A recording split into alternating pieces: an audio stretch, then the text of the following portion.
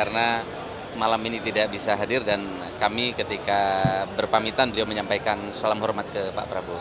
Gitu aja. Ya, jadi ketika kemarin ada undangan, kami lapor kepada beliau sebagai menteri, kami diundang oleh Pak Prabowo dan kemudian beliau menyampaikan salam hormat karena beliau tidak bisa hadir pada undangan pada kesempatan ini karena beliau memang sangat sibuk dengan tanda tangan rekom dari para calon yang belum selesai dan ada banyak sekali administrasi yang beliau selesaikan. Itu aja saya kira. Ada pesan khusus nggak?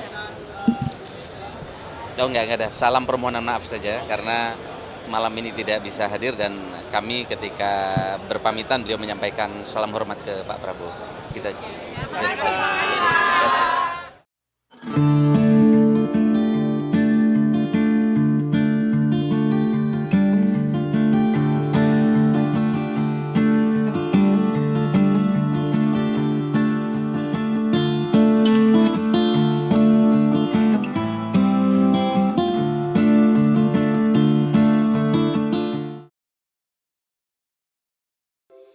Di antara banyak sumber informasi, kami layak dipercaya. Karena kami menggali lebih dalam, berpihak pada kebenaran,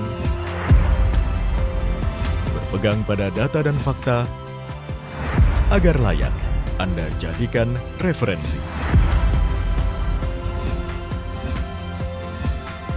Kompas TV, independen, terpercaya.